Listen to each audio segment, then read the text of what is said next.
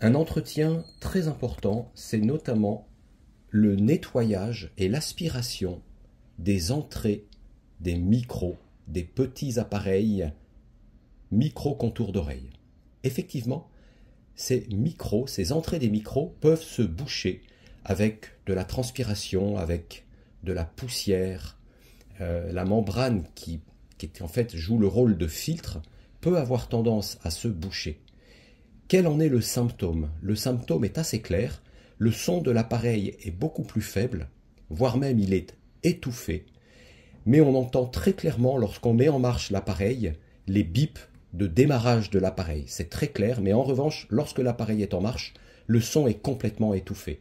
Comment entretenir ces entrées des micros? Pour cela, on va utiliser un petit appareil qui est une pompe à vide, un petit aspirateur, qui s'appelle le Vac Clean UV2, ici, qui va nous permettre d'aspirer l'entrée des micros. Mais avant cela, on va utiliser un spray de nettoyage pour appareil auditif qui va nous permettre de dégraisser la membrane.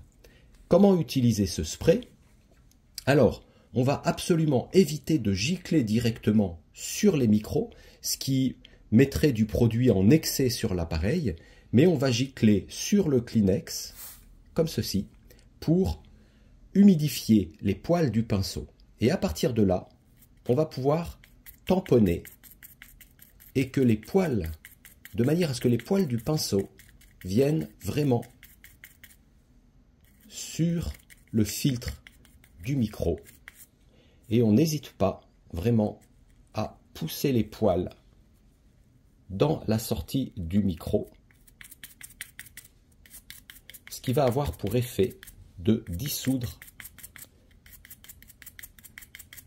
la petite pellicule qui s'est formée sur le filtre de protection du micro.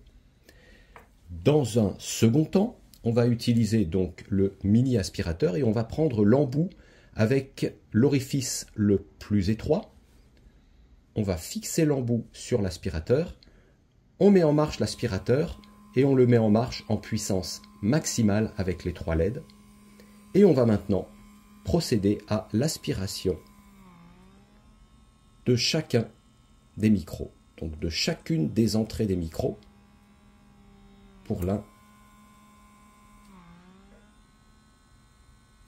pour l'autre, et on va vraiment insister avec l'aspirateur, au moins 1 minute d'aspiration par entrée de micro.